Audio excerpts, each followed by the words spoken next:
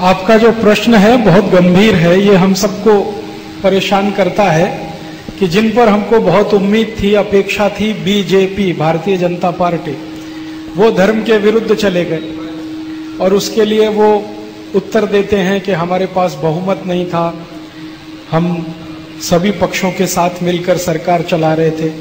लेकिन जिन राज्यों में उनका बहुमत है वहां भी वही हाल है जो दूसरे राज्यों में है।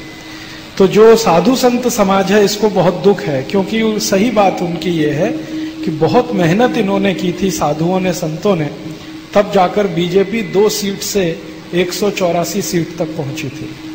बहुत मेहनत की है। अब उनको ये दुख है। तो अब उनका प्रश्न है कि आशा किस पर करें। तो मेरा एक छोटा सा आपको कहना है वो ये कि हमने बीजेपी को सत्ता में लाने की कोशिश की और उसके लिए मेहनत की, वो तो अच्छा था, लेकिन बीजेपी के नेताओं को आप जैसे लोगों ने कोई प्रशिक्षण नहीं दिया। हाँ, जो कमजोरी थी वो ये थी कि साधु संतों ने बीजेपी को सत्ता में तो लाया, लेकिन सत्ता में आकर देश चलाने वाले जो लोग थे उनका कोई प्रशिक्षण नहीं किया आपने, उनका कोई शिक्षण नहीं किया। जो उनका शिक्षण प्रशिक्षण किया होता तो वो पाकिस्तान में जाके बोलते कि मोहम्मद अली जिन्ना तो धर्मनिरपेक्ष था, संप्रदाय निरपेक्ष था, सेक्युलर था। ये तो मूर्खता की पराकाष्ठा है ना कि भारतीय जनता पार्टी का भूतपूर्व अध्यक्ष और इस देश का भूतपूर्व उप प्रधानमंत्री अडवाणी बोले कि मोहम्मद अली जिन्ना तो सेक्युलर था। इसका माने अडवाणी का कोई प्रशिक्षण नहीं हुआ।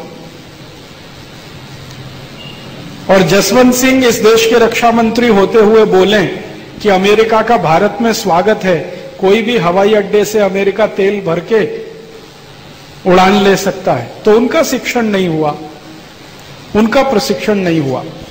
तो बीजेपी को पार्टी के रूप में तो ला दिया आपने, लेकिन उनको धर्म क्या है, देश क्या है, संस्कृति क्या है, सभ्यता क्या है, उसका कोई शिक्षण नहीं दिया। उसका दुष्परिणाम यह हुआ कि बंदर के हाथ में उस तरह दे दिया आपने। तो बंदर तो क्या करने वाला है, उस तरह से काट ही लेगा अपने गले को या आपके गले को काट देगा। वही उन्होंने किया। अब ये गलती हम ना करें। अब क्या करें? अब हम फिर से एक नया अभियान शुरू करें और ये तैयारी के साथ कि हमको शिक्षित और प्रशिक्षित लोगों को लोकसभा में, राज्यसभा में, विधानसभाओं में भेजना है, जो ये जानते हो कि भारत क्या है, भारतीयता क्या है, धर्म क्या है, संस्कृति क्या है, सभ्यता क्या है, हमारे धर्म की दूसरे धर्मों से भिन्नता क्या है, हमारे धर्म से दूसरे के धर्मों में अंतर क्या है, संस्कृतियों में अंतर क्या होता है, सभ्यता का अंतर क्या होता है। ये शिक्षण प्रशिक्षण लेकर जो लोग जाएं विधानसभा, लोकसभा में, तो इस देश को बदल देंगे और अंत में उन्हीं से इस डेमोक्रेसी को भी बदलवा लेना है। ये डेमोक्रेसी तो नहीं चलने वाली। बिल्कुल सही है। कारण क्या है कि ये मूर्खता पर आधारित तंत्र है। मूर्ख जो हैं कहीं संसद में बैठ जाएं और कानून बनाएं पूरे देश के लिए, इससे ज्यादा बड़ी तकलीफ की बात क्या हो सकती है। हमारे देश में हर एक काम करने वाले को कुछ न कुछ न्यूनतम दक्षता की आवश्यकता होती है। अगर कोई मूर्ति बनाना चाहता है तो उसके पास कोई न्यूनतम योग्यता होती है। कोई मंदिर में पुजारी बनना चाहता है, उसके पास भी कोई न्यूनतम योग्यता होती है। अगर कोई अध्यापक बनना चाहता है, उसके पास भी कोई ना कोई न्यूनतम योग्यता होती है। छोटे से छोटा काम करने वाले को न्यूनतम योग्यता की जरूरत है, लेकिन राष्ट्रपति बनने के लिए कुछ नहीं चाहिए। आप चोर हैं, उचक्के हैं, लुच्चे हैं, लफंगे हैं, बलात्कारी हैं, आप राष्ट्रपति हो सकते हैं इस देश के। प्रधानमंत्री बनने के लिए कोई न्यूनतम योग्यता नहीं चाहिए। वित्त मंत्री बनने के लिए इतनी भी योग्यता नहीं चाहिए जिसको वित्त का ज्ञान हो। फाइनेंस क्या होता है, जरूरी नहीं है कि आपको ज्ञान है और आप फाइनेंस मिनिस्टर बने। ऐसे बहुत फाइनेंस मिनिस्टर हैं जिनको फाइनेंस का एबीसीडी नहीं मालूम।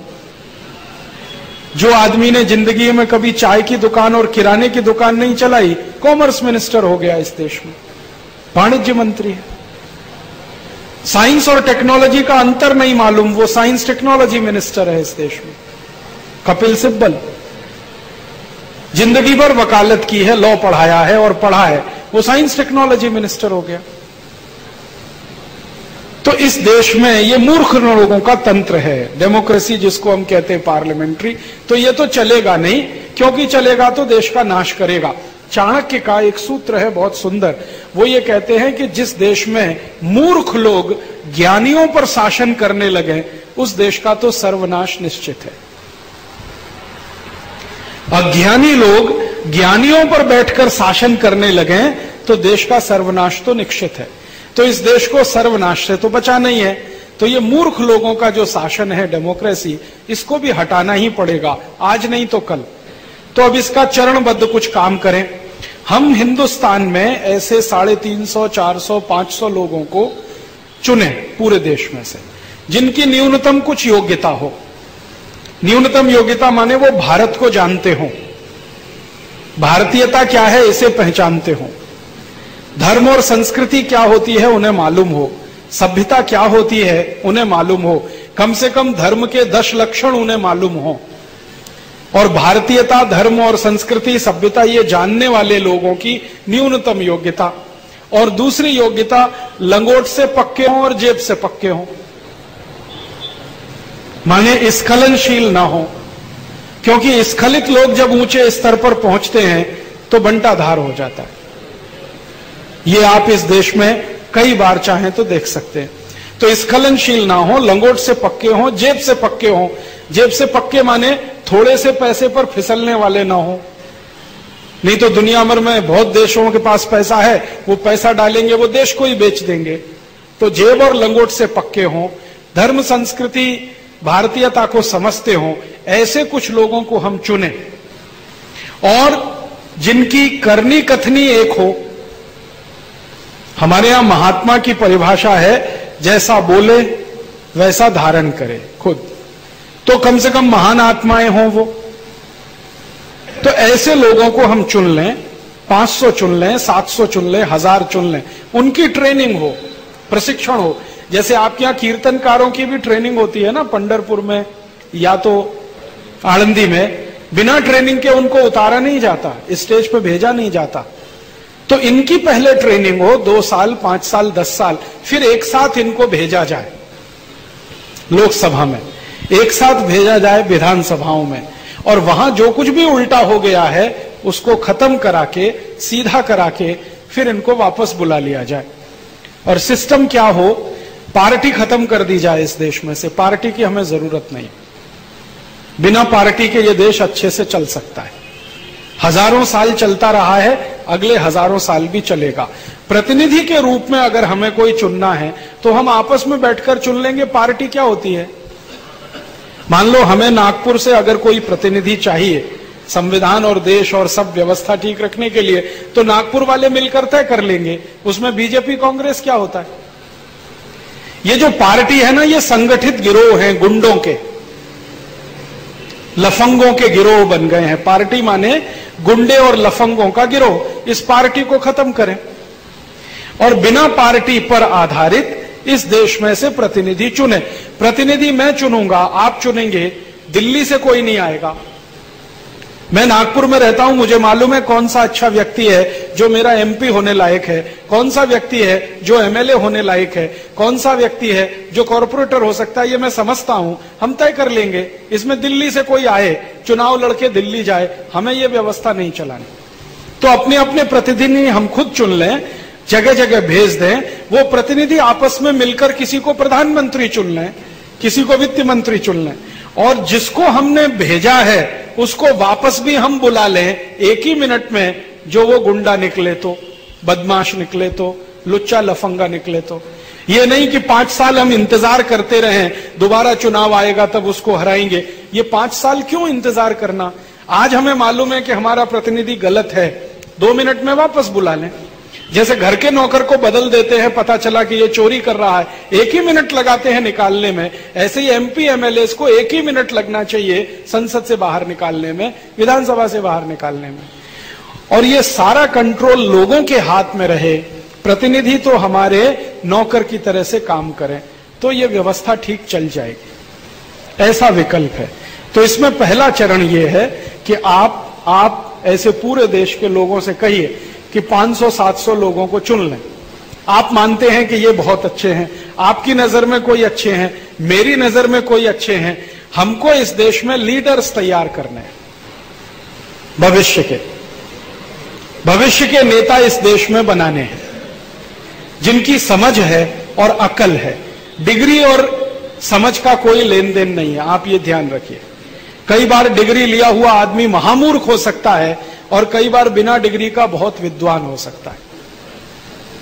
तो आजकल हमने ये डिग्री के साथ अपनी योग्यता को जोड़ना शुरू किया है। डिग्री कागज का टुकड़ा होता है, उस पर शहद लगा के चाटो तो विटामिन सी भी नहीं देता, और वो कागज के टुकड़े को हम घर में लगा के बड़ा समझते हैं। वो कागज ने आपको इज्जत दी है, आपके ज्ञान ने आपको इज्जत दी है, आपके आचरण ने इज्जत दी है। तो ज्ञान ऊंचा है, आचरण ऊंचा है, डिग्री ऊंची नहीं है। अंग्रेजों ने डिग्री ऊंचा बना दिया, ज्ञान और आचरण सब नीचे चला गया। तो हम ऐसे कुछ लोगों को चुने जो ज्ञान और आचरण में अच्छे हों, भले वो डिग्री हो या ना हो, ये सब इमैटीरियल नहीं है। क्योंकि इस देश में जितने विद्वान हुए, गोस्वामी तुलसीदास की कोई डिग्री नहीं थी, संत ज्ञानेश्वर किसी यूनिवर्सिटी से पीएचडी करके नहीं निकले, रामदास स्वामी ने इतना बड़ा दासबोध लिख मारा, वो कहीं नहीं गए रिसर्च करने के लिए, ना अमेरिका ना यूरोप। तो हमारे यहां तो ऊंचा काम उन्होंने ही किया है जिनके पास कोई डिग्री नहीं है। और इसी कारण गांधी जी जैसे व्यक्ति को भारत का नेता बनने के पहले डिग्री जलानी पड़ी बंबई में, कि आज से भारत जान ले कि मैं साधारण आदमी हूं, मैं बार एट लॉ नहीं हूं। तब भारत के लोगों ने स्वीकार किया। तो हम ये समझ लें कि इस देश में डिग्रियों से ज्ञान का, आचरण का, चरित्र का कोई लेना देना नहीं।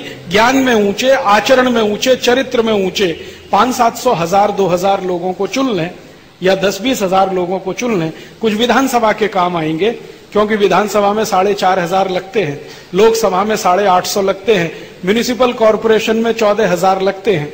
तो कुछ लोगों को चुन लें, 2-4 साल उनकी ट्रेनिंग हो जाए, फिर उनको उनके क्षेत्रों से खड़ा करके जिता के संसद में भेजें, विधानसभाओं में भेजें और कॉरपोरेशन में भेजें, और एक साथ ये सब कानून रद्द करा दें जो पुराने मूर्ख नेताओं ने बनाए हैं। इस व्यवस्था को बदल दें। इसमें 4-5 साल लगेंगे, ज्यादा से ज्यादा 5 साल लगेंगे, इससे ज्यादा समय नहीं लगने वाला। बस हमें एक कदम आगे बढ़ाना है। हम पहले तय कर लें कि ये हैं, युवक हैं, युवतियां हैं, जिनमें कैपेसिटी है, लीडरशिप ये कर सकते हैं इस देश की, ऐसे चुन लें और उनको ट्रेनिंग देना शुरू कर दें, और वो ट्रेनिंग लेकर फिर जाएं, फिर वहां वो करेंगे जो आप चाहते हैं। आपने बीजेपी को जिताया, उसमें अधूरा काम हुआ, ट्रेनिंग तो आपने किया नहीं, उनकी जिता के भेज दिया। आपको मालूम नहीं था कि ये भी बंदर और उस तरह वाला ही खेल खेल लेंगे, वही उन्होंने खेल दिया। तो अब इसमें दुखी होने की जरूरत नहीं है। अब की बार जो पुरानी गलती है वो दोहराए नहीं। बिना प्रशिक्षण और शिक्षण के किसी का समर्थन न करें चुनाव में वोट करने के लिए। प्रतिनिधि अपने स्थानीय स्तर पर चुनकर जाएं, पार्टियों से उनका कोई लेन देन करने की जरूरत नहीं है, मुझे ऐसा लगता है। बहुत युवा